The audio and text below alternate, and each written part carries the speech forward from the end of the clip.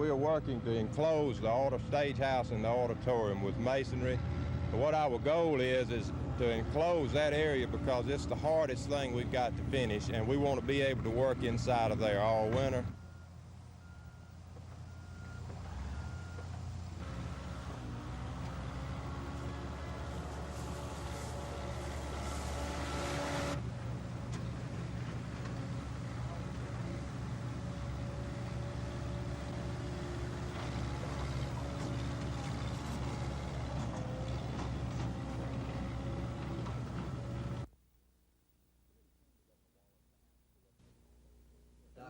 The committee came to Governor Wallace to ask for what they call a quick fix, some method of funding neonatal units to keep them serving larger areas.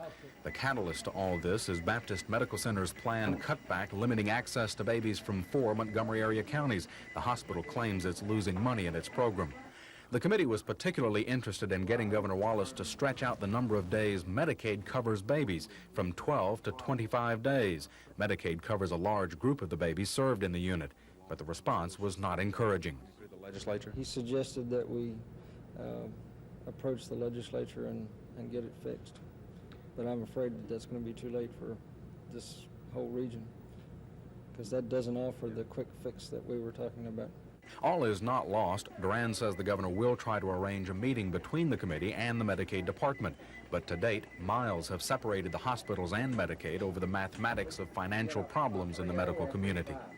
Meanwhile, Fairview Medical Center's administrator, Sylvester Reeder, capitalized on the Baptist neonatal problem to say theirs is just one segment of a much broader problem facing all hospitals.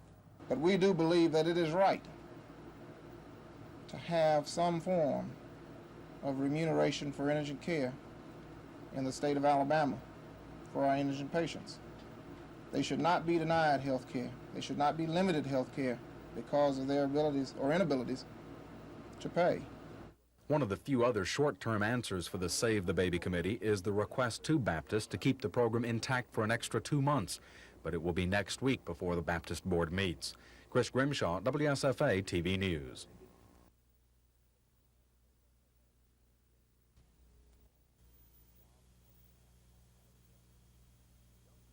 Involved in more than half of all highway deaths. For young people aged 16 to 24, drinking and driving is the leading cause of death. 1 out of 2 people will be the victim of a drinking driver. And yet the odds...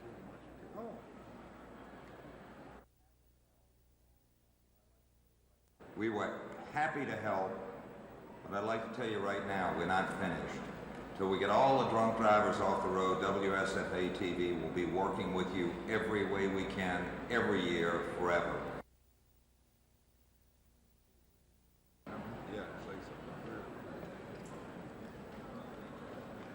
I'm pleased to be with you tonight and pleased to be a part of this great program.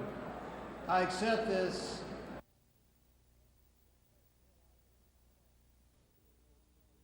This is the first bill I introduced when I went into the United States Senate. I fought long and hard for it. And I feel like we can pass the Senate, and I feel like we've got a reasonable chance of passing the House. But it was a combination effort on the part of Democrats and Republicans who believe in fiscal responsibility in government.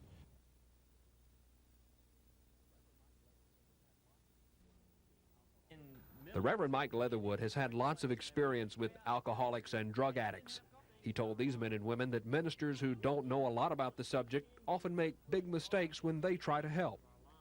I could sit there and hold their hand and meet their emotional needs while they continue to drink. And that's a big mistake that I've made, and it just enables people to get the support.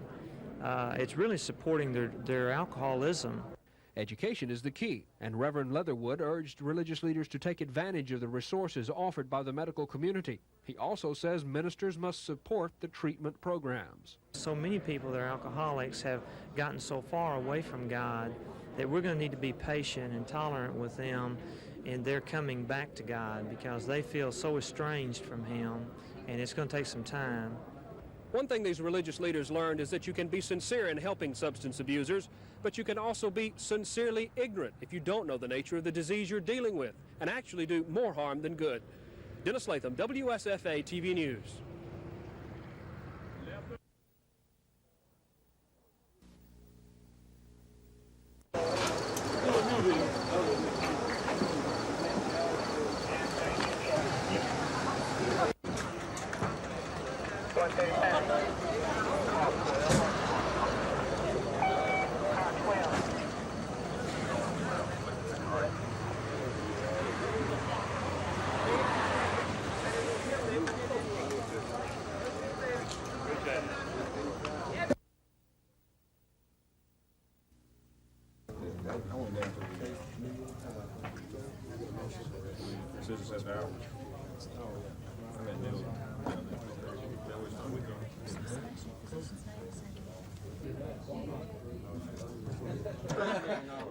He's selling a house.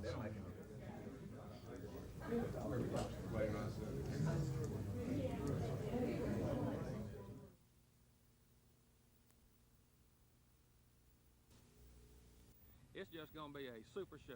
That's right. And you know, even if anybody, I think the kids will enjoy it as much as anybody else. And we're asking... We can dream, can't we? Maybe it'll be a fight for the 1 and 2 spot. It is a news release on the clown.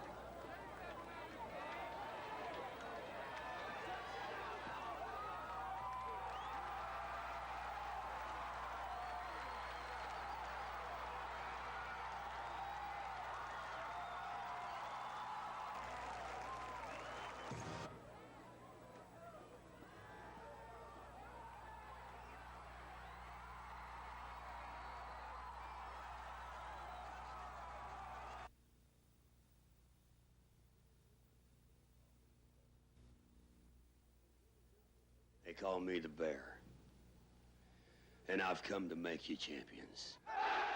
Actor Gary Busey portrays college football's winningest coach from the time he earned his nickname wrestling a bear at the age of 17 to the day he coached his 323rd and final victory in the Liberty Bowl. The voice slowly, drops register till it's like this right now. It's more like a 68 than like that. Gary did superb. I'll be shocked. So I'm a member of the Academy, and I'll be shocked if he's not nominated. And up to this date, right now, there isn't a performance equal to his performance in this picture. The world premiere of the movie The Bear will be 1 week from tonight in Birmingham. The movie will be shown for the first time in Montgomery a week later here at Eastdale Mall. Part of the proceeds from the world premiere showing will benefit the American Paralysis Association. Any mom or pop can take their youngster to this show and really come away feeling proud. Waldrop was a TCU tailback in 1974 when a tied tackle broke his neck, leaving him paralyzed. Waldrop says Coach Bryant helped him through the difficult period that followed the accident. For him to take the time to carry on a relationship with me and to really care about my progress after I left this state and went back home, that really inspired me to, I think, do what I've been trying to do, and that is overcome this injury. Now, you think you can get back to work, Mr. Phi Beta Kappa? Yes, sir. Good. Take it out on Auburn. Dave Cody, WSFA TV Sports.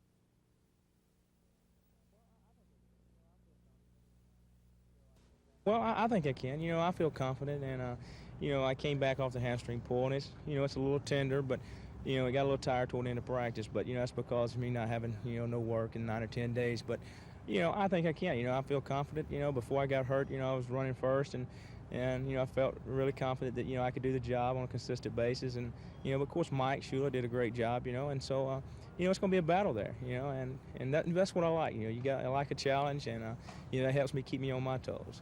Well, you've been through this before, being around here for several years, and of course Mike, just, you know, a young quarterback, and Vince just starting.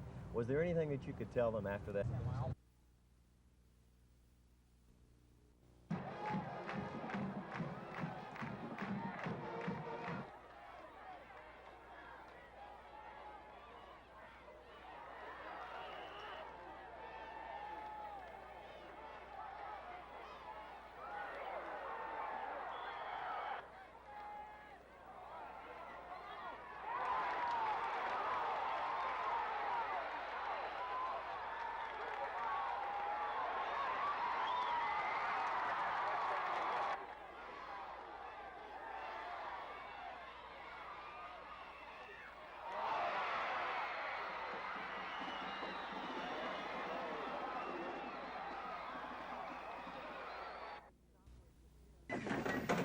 In the 8 years Baptist has operated its neonatal intensive care unit, more than 3,000 babies from southeast Alabama have been treated here. News that the unit is cutting back from 30 babies at any given time to 10 high-risk infants has prompted an outpouring of response from the public. A lot of people are calling here at Baptist Medical Center to ask what they can do. Those calls are being referred to a newly formed group called Save the Babies. We had no idea 5 days ago that this effort on behalf of the tiny babies of our state would mushroom and grow in such love that it has. It's been dynamic, it's been energetic. The outpouring is coming in from all over the state. Rand and his wife Susan credit the neonatal unit with the survival of their first daughter Rachel, who suffered from hyaline membrane disease, a condition that killed many premature babies in the past. It doesn't just concern people in this area, it concerns people everywhere, and they want the petition, so we're sending them to them. We're sending them bumper stickers. The posters are going up probably within the next few days in grocery stores and gas stations, and everywhere someone will let us put a poster in a window to bring attention to the people, to make them more aware of this crisis that faces our little people. Already, service printing has turned out thousands of bumper stickers. Posters are also being printed. An information hotline, 288-BABY, is going to be manned 12 hours a day beginning Monday. With all the calls from concerned parents and others, Wren says he's been on an emotional roller coaster the last 5 days, but he says it's worth it. Lynn Sampson, WSFA TV News. A confusion on this point, and I want to make it real clear. I think there's some pluses and there's some minuses, whether you've played or not played. But just how they'll work out, I don't know. I know this. We're going to have to be on top of our game and go over and play good, tough football and as error-free as we possibly can to have a chance to win the game.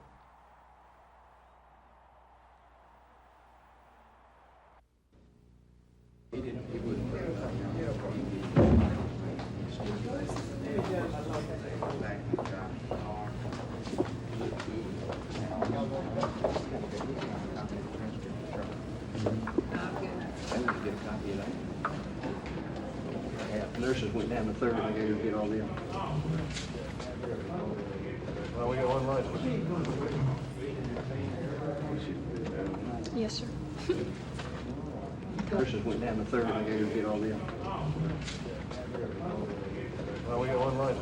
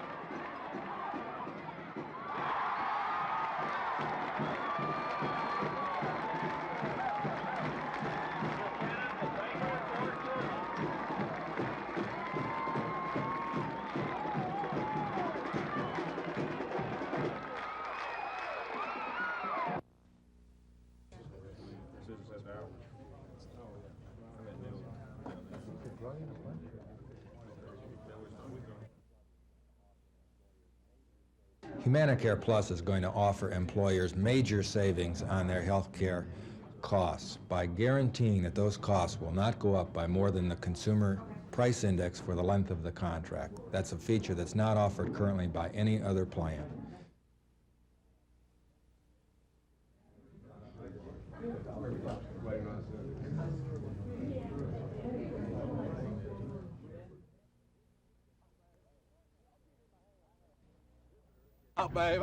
Y'all give him a hand. Visitors get the impression that football is fun again at Lee High School. And why not? The Generals are unbeaten in 2 games. They upset state-ranked Shades Valley in Birmingham a week ago and found themselves in the polls this week. They also received the TB12 Russell Corporation Team of the Week Award. Thank you, Dave. Appreciate it.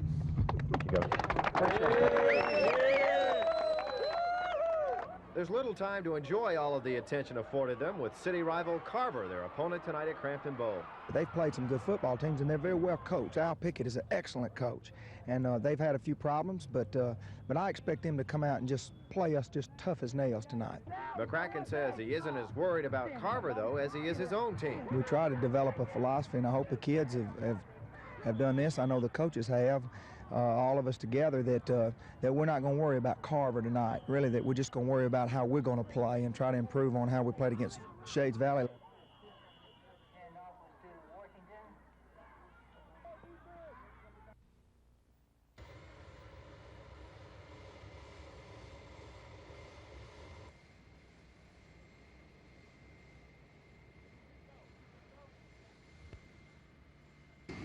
How about the possibility of scoring some points against Texas?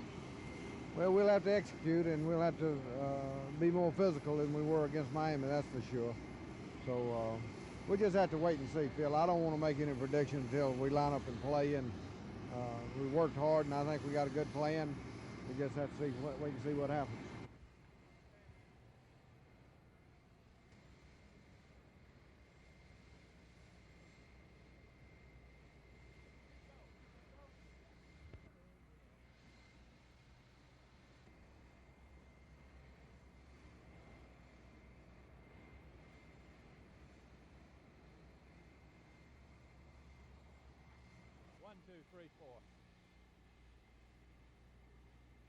Coach, how about the physical condition of everybody?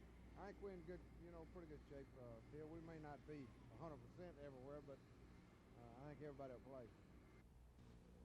Here, up through June of 1984, of about 8,838 persons. It also noted a reduction of abuse and neglect cases. I'd just like to refer 18,654. These additional funds now being made available to the department for fiscal year 85 will indeed put us in a position where we can follow through on the other recommendations of not cutting grants and benefits. So we are very pleased that we will not have to cut grants and benefits and those direct services to people that has to do with survival and health. Executive Budget Office, Mr. Ralph Logan, Bureau of Financial Management here, and Mr. John Mann from the Department of Revenue.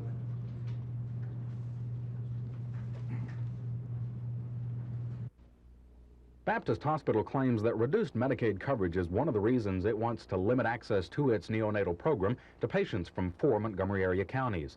Faced with pressure to change its policy, Medicaid Commissioner Faye Baggiano met with the governor's office aides to review an annual report by Baptist to Medicaid. The meeting led to a news conference in which Baggiano says the hospital's own report showed the hospital made at least $57,000 on its neonatal program in the fiscal year ending June 1983. That is just for the salary and room cost and administrative cost. All of the ancillary, the operating room, drugs, and other things which would have been charged to that unit but come into a different fund, they show massive profits. She's talking about billed charges, not what we collected.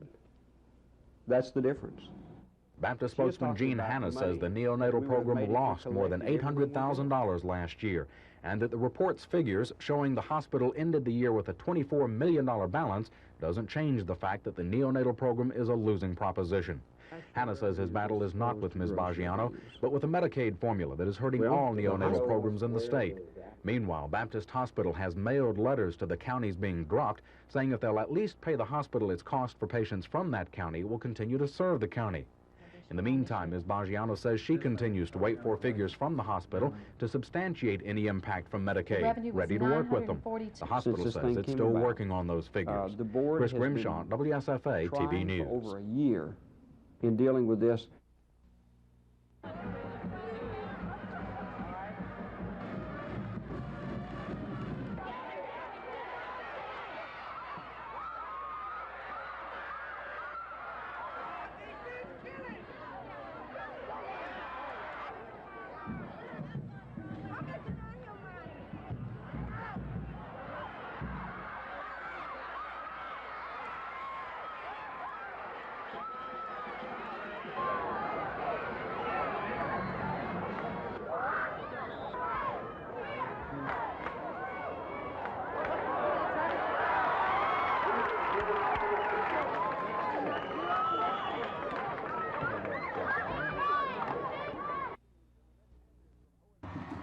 The Wetumpka Indians and Lynette Panthers from Hohenberg Field tonight. First quarter action. Sophomore tailback Rodney Crenshaw carries the ball and picks up a first down. The run by Crenshaw set up the only first half score. Number 44, senior fullback Stanley Taylor shows some determined running on this play. The point after was good. The score coming with 5:07 to go in the first quarter. Wetumpka with a 7-0 lead over Lynette. Down at Davis Henry Field, it's Hooper Academy and the Autauga Generals. We pick it up in the second half. Freshman Coleman Stevens carries the ball for Autauga. He picks up a first down for the Generals. Again, Stevens carries for Autauga, this time, however, falling inches short of a first down. Hooper Academy goes on to win tonight over Autauga by a score of 8-0. Jim Jackson for WSFA TV Sports.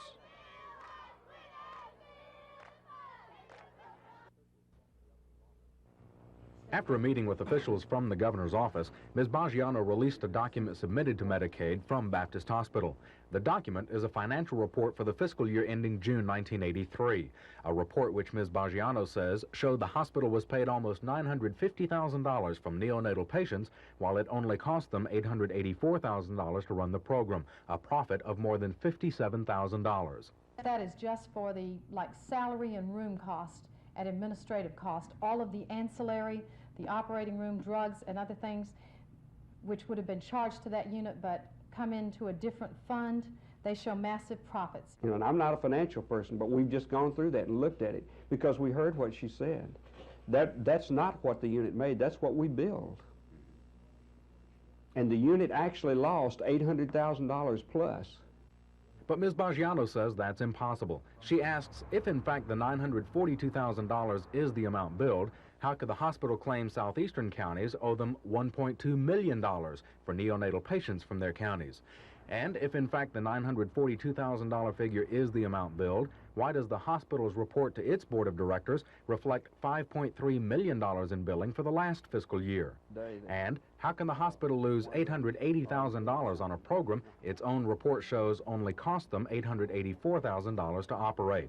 But I just don't understand why an issue as emotional as this one is being handled the way it is by that hospital. Ms. Baggiano says the hospital still hasn't provided her with a detailed breakdown of how Medicaid patients might be affecting the hospital, a request hospital spokesman Gene Hanna says requires meticulous manual screening and time. Chris Grimshaw, WSFA TV News.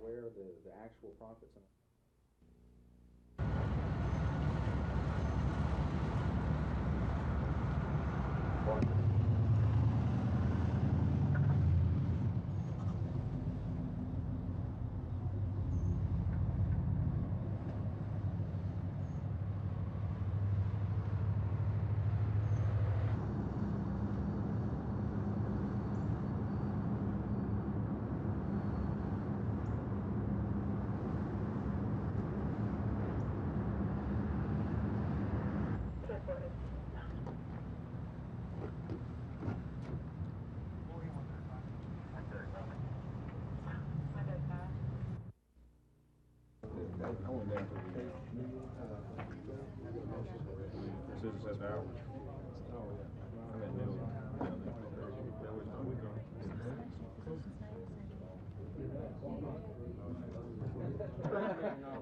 He's selling a house.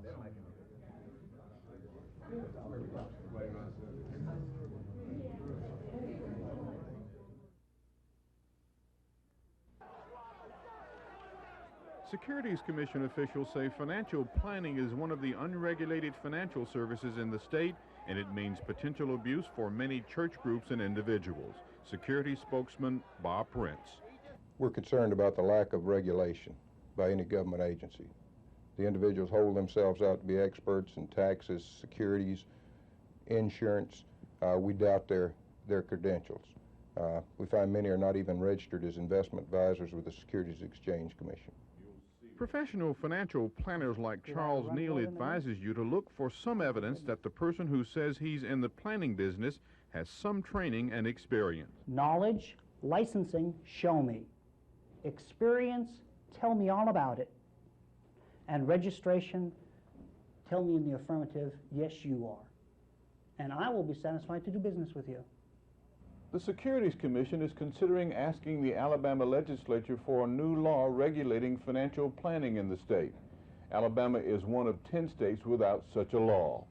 This is Norman Lumpkin, WSFA TV News reporting. The World Conference of Mayors is holding a summit here in Tuskegee.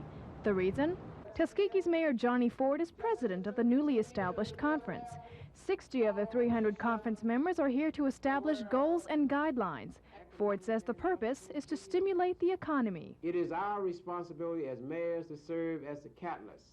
As I indicated earlier, we cannot leave this totally to the president and to the governors and to the ambassadors.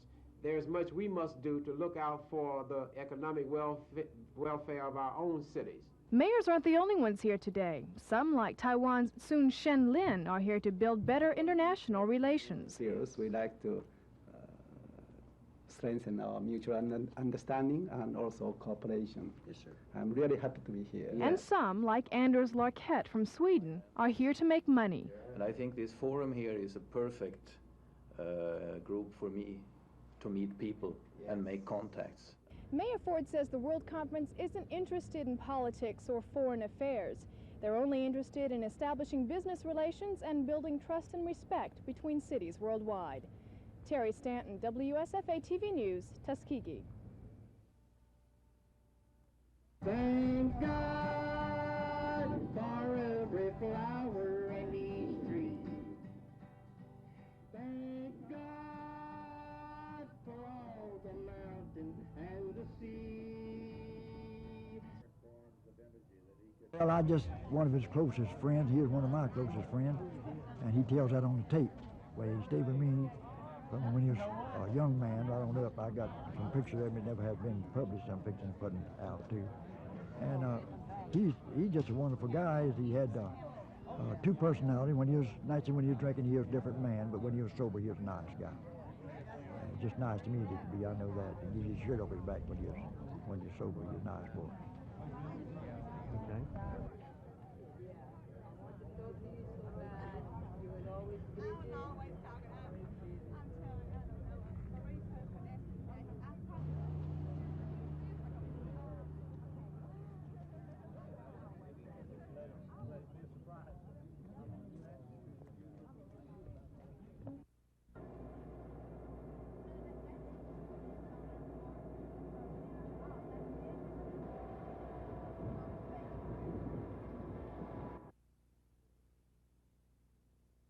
And that study, when it's completed in October, will give us information regarding the types of industry and specific industries that we should be looking for. When this report is given to us, we will be able to distribute it to local chambers of commerce and ports authorities and interested county and city groups to use to go out and locate and try to entice these industries to come to their community.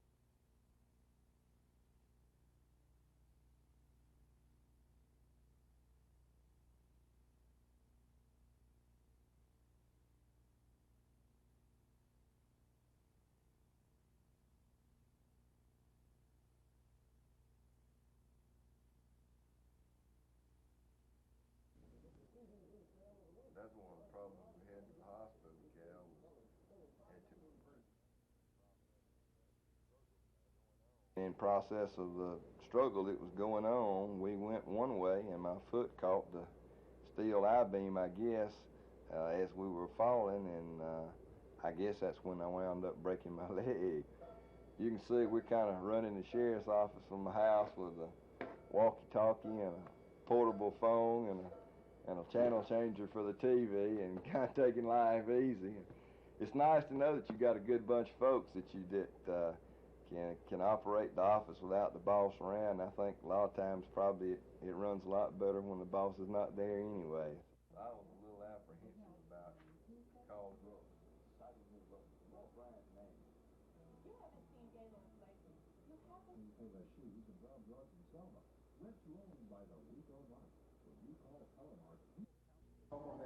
When the first summit of the World Council of Mayors comes to an end this weekend, friends will have been made, business deals finalized, technology traded, relations between world cities established, and above all, trust earned. So we're off and running because mayors, wherever we are around this world, we realize that we have common goals and common purposes.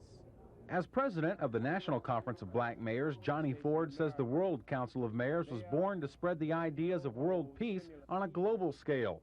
He says the members are not interested in politics or international affairs, but rather economic issues, ways to feed and clothe all of Earth's people.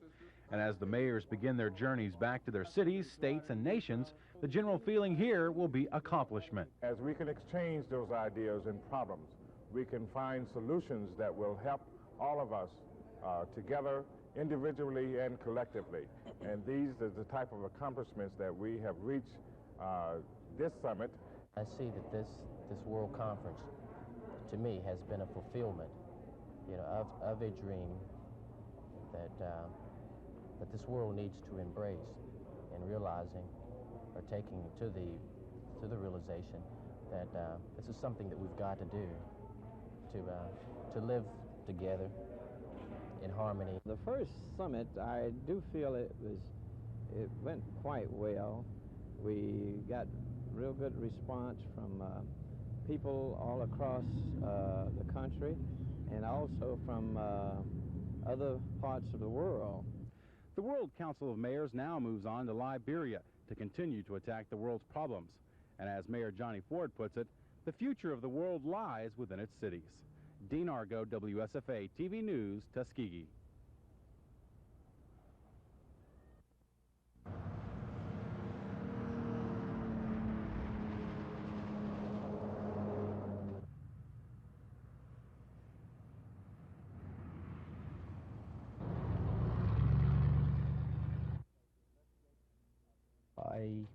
The investigation of the incident by state troopers and with the concurrence of family members has led to the identification of the three as Henderson Todd, age 29, of the Mount Meigs area, Johnny Williams, who was a passenger in this vehicle with Todd from Pike Road, Alabama, and Johnny Gilchrist, who was the driver of the other vehicle from Stella Street here in Montgomery.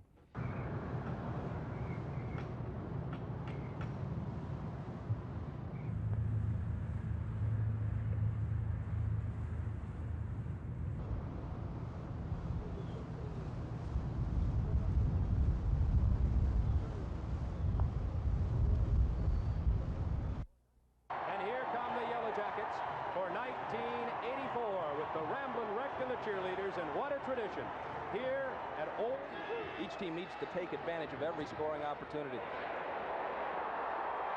And that's exactly what David Bell did, his first collegiate field goal try. A 46-yarder that's good. Georgia Tech takes a 3-0 lead. 28-yard line. Can't find Wisenhunt. They had him covered. Dewberry thrown for a loss at the 32.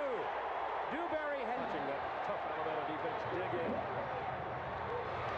Levesque tries to leap over, doesn't get there. That was Levesque needs one block. Touchdown, Georgia Tech.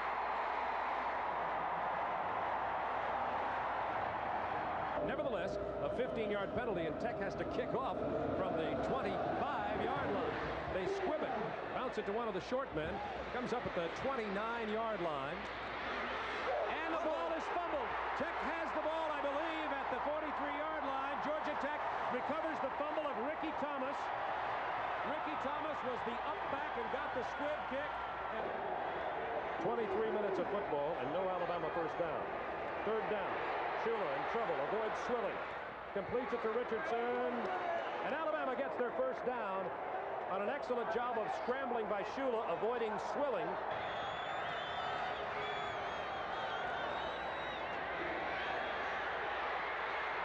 Shula fumbles the ball. Ted Roof falls on it at the 43-yard line. It's Georgia Tech's ball. Dante Jones knocked it loose when he was attacking Shula.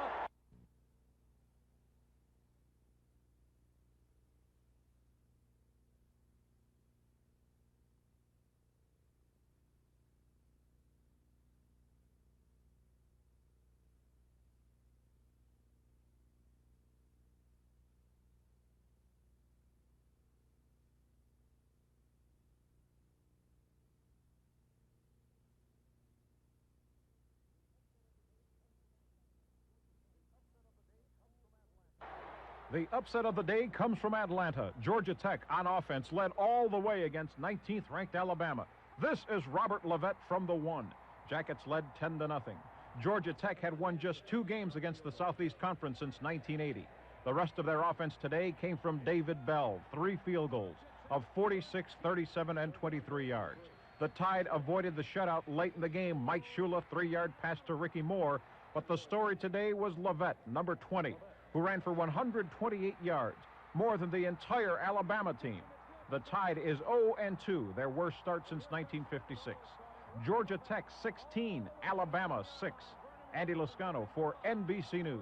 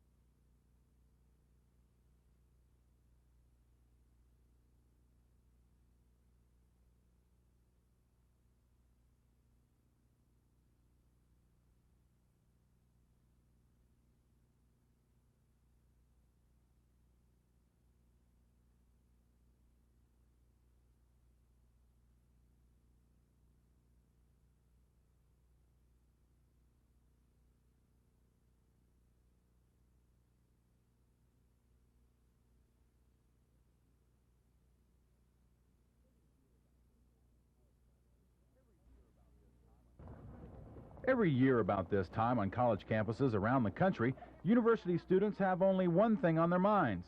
Okay, maybe 2 things, football and Rush. Rush is a unique week filled with meetings, parties, and a lot of anxiety as fraternities and sororities decide on who will be among their membership for the new year. They have their work cut out for them in Auburn. 1,030 young ladies are taking part in this week's sorority Rush. That's over 70% of the freshman class vying for slots in 17 organizations. Guys aren't eligible, they have their own week. But to these girls, belonging to a sorority is just as important as making good grades. It's really a home, being in a sorority. You have about 100 girls that you can really identify with. You all have a common denominator, really, just being in the same group. And also, it's opened up a lot of doors for me. Regardless of whether they join a sorority or not, it provides them with an opportunity to meet so many people that they'll be with for the next 4 years of their life here at Auburn. School doesn't start till later this month, so why are these girls here more than a week and a half early? It'll give me a chance to get used to the campus and meet new people and meet more people and stuff. I think it helps having a group of people to be associated with. What about guys? I'd like to have some dates. Oh, I wouldn't mind that at all. That's second. I've already met the one that I like. That's part of it, and that'll be fun. It really will. If I meet a guy, that's great. Dean Argo, WSFA TV News, Auburn.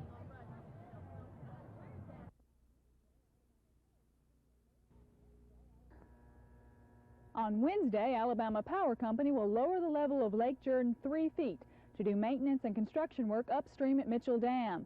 Lake Jordan will remain at the lower level for up to 3 weeks.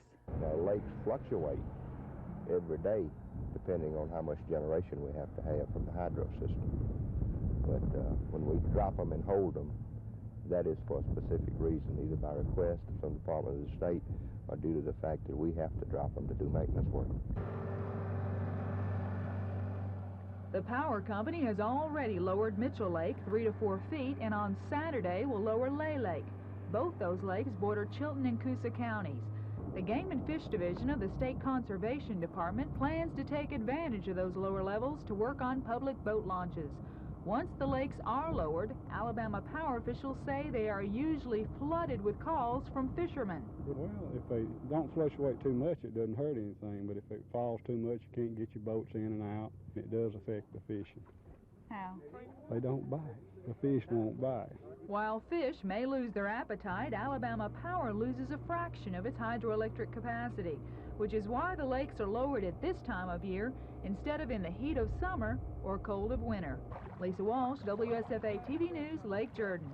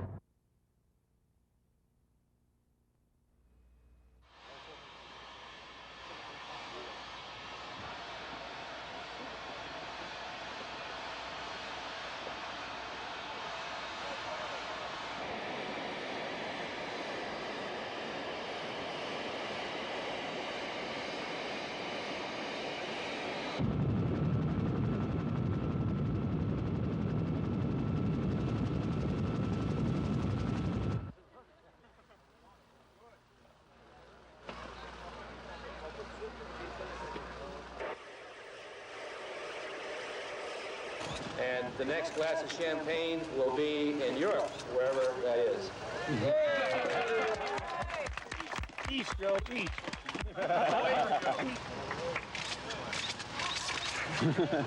One more time, Sherry.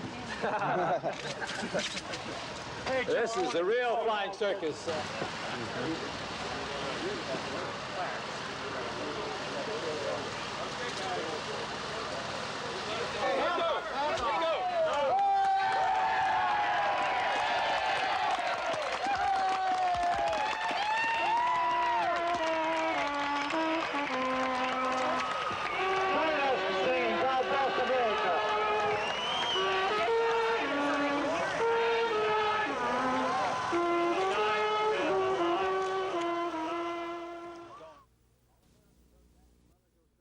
All-American Bo Jackson will undergo surgery early tomorrow on his right shoulder, the one he injured late in the third quarter when Jerry Gray pulled him down after a 53-yard run.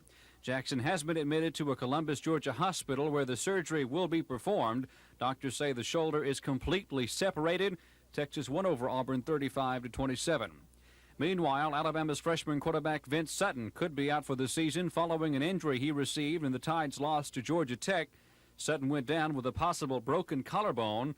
Tuscaloosa officials are expecting a doctor's report tomorrow.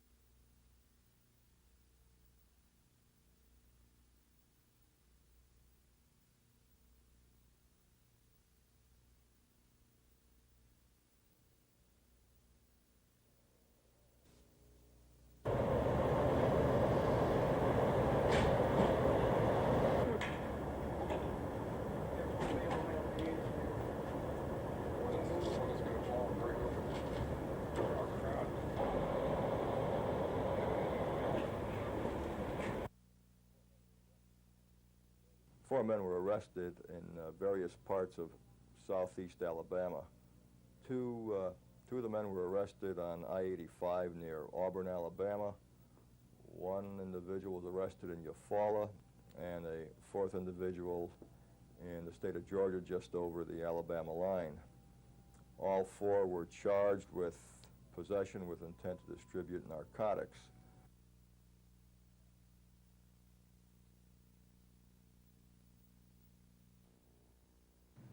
This is a Seaboard Coastline Railroad depot in Elba. For 3 years, this office has been a friction point between the railroad and the city of Elba. Seaboard officials want to close this depot, saying it loses money. But city officials say they will lose if the railroad pulls out. There's certain industries that just require rail service. Mayor Bob English says Elba would lose 75 to 100 jobs right off the bat, primarily in the wood products industry if Seaboard leaves. He says the controversy prevented a northern industrialist from locating an industry in Elba earlier this year. He called back from Massachusetts and wanted a lot of assurance from the railroad that they would not leave.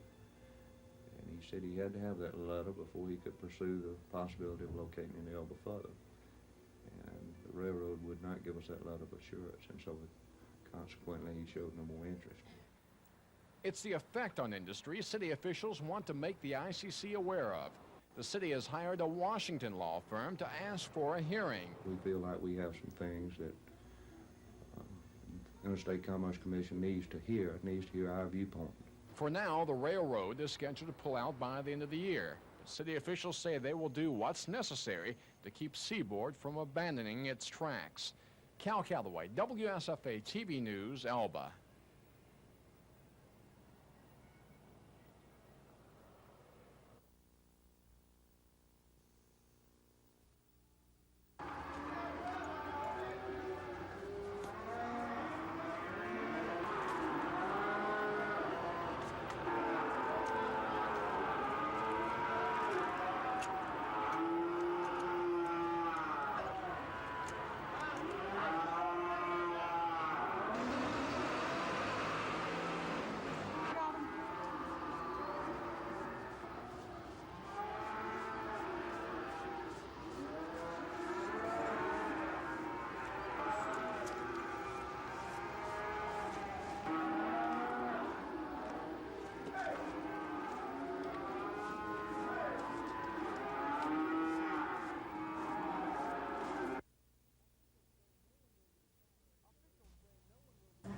Officials say no one will be fired in the latest cost-cutting measure at DP&S. Rather, the department will simply not replace people when they quit.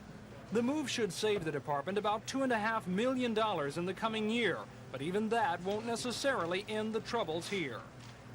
I can't say that it's going to fix our problems, but I can say that I think it's a step in the right direction. Department officials say their own bookkeeping system needs several improvements to let them know just where they stand financially. Still, they're making some promises. Some offices are already operating at less than full strength. Still, department heads say the employee cuts won't mean cuts in services. It's not the first time that the department's been faced with a staff freeze, certainly. And I think the staff, it's going to be very rough on the staff in the counties in particular. But I think that we will be able to do it. I think Tom Foreman, WSFA TV News. That we're doing that we can stop doing. The phase-out of 390 jobs will start October 1st. No one will be laid off, but when people quit, they will simply not be replaced. With several offices already operating with less than full staffs, the cuts will not come easily. It's going to be very rough on the staff in the counties in particular, but I think that we will be able to do it. I think we're going to have to identify some things that we're doing that we can stop doing, and by that I mean things, procedures and things that go on in an office. DP&S has been in financial trouble for a long time. The federal government has helped bail them out in the past, but now, even with an extra $5 million from the governor's office, the department can't make ends meet. Still, officials say the new cutbacks won't affect services for the public. We don't anticipate any programs being reduced. The department hopes to save about $2.5 million with this latest cost-cutting measure, but even then they won't be out of financial trouble. and department heads are already beginning to talk about what their next move might be. Tom Foreman, WSFA TV News.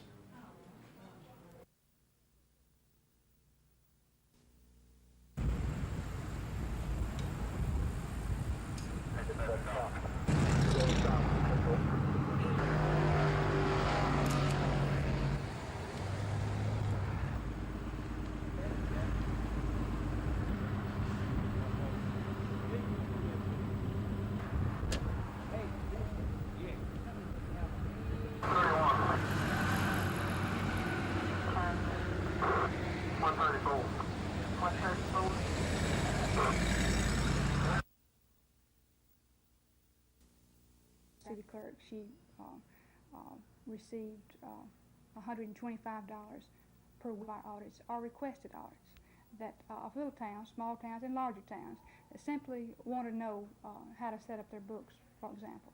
So we do find wrong. This wrong.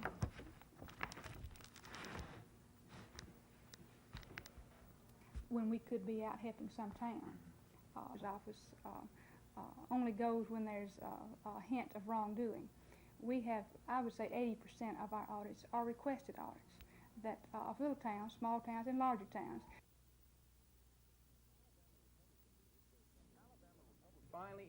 Alabama Republican leaders say preparations are about to begin on a November victory party, if recent polls are any indication of President Reagan's popularity. The Assistant State Republican Party Director, Marty Connors, says he's not sure whether the canvases show Reagan's growing support or Walter Mondale's decline in popularity. But one thing he is sure of, Alabama is changing. Finally, the voters of Alabama have come to the realization that the Republican Party and not the Democratic Party is the party that is best suited to lead them, to lead their government. Connors says a capstone poll released over the weekend gives the Republicans a reason to celebrate. 43% of Alabama Democrats polled say the Republican Party best represents their views. 29% says the Democratic Party represents them best. And on a national scale, an NBC canvass of Democrats shows 37% now prefer the president to Mondale, and 38% are disappointed in the Democratic Party's nomination. The polls for now are in the Reagan's corner, but some Republicans want to wait for November before celebrating. We feel like it's going to be a very close election despite what the polls say, and we think everyone has to do their job. Dean Argo, WSFA TV News.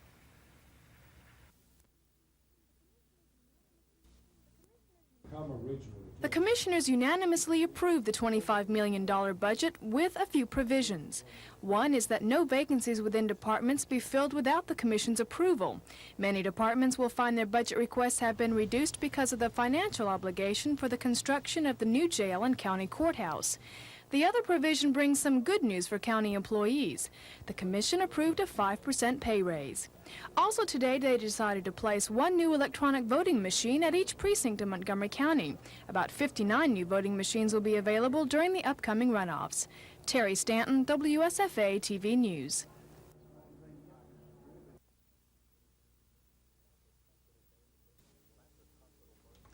Baptist Hospital burned the midnight oil this weekend, calling in a team of auditors from Ernst & Winnie, the financial firm which prepared this document about the hospital's financial status.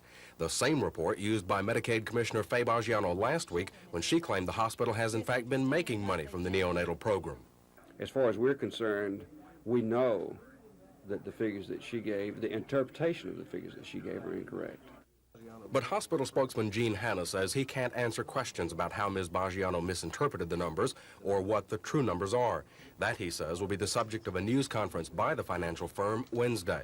We only see one way of interpreting those numbers, and that is the way that they are written down in black and white and the way that the hospital has been reimbursed for those figures for the last year. Meanwhile, Ms. Baggiano says the hospital has used so many different figures, which can't be traced back in any way to the cost report, she no longer trusts their numbers. We will have to send our own audit people into the hospital to actually audit the medical and financial records of every baby in the neonatal unit. The saga of financial interpretations continues this week with more news conferences and meetings planned. Meanwhile, only 13 days remain before Baptist's planned cutback in the program take effect. Chris Grimshaw, WSFA TV News.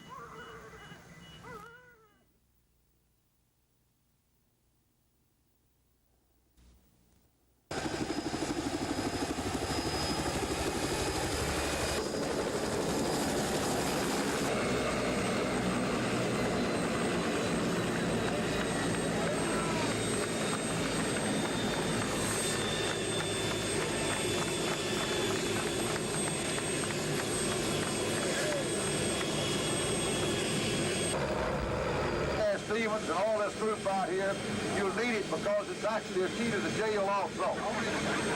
So we want you to have this, and welcome to Montgomery, and we're looking forward to hearing you a lot of times.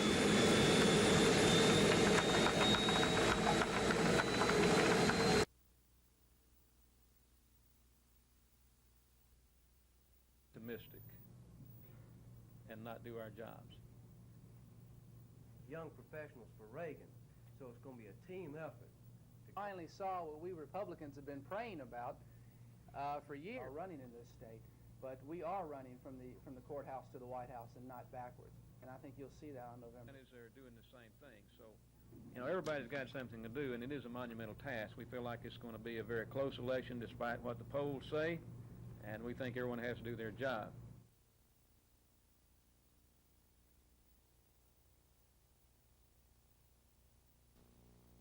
Against the Democrat ticket of Walter Mondale, Jeremy Allen, Congressional Foreman, voted against Ronald Reagan, majority.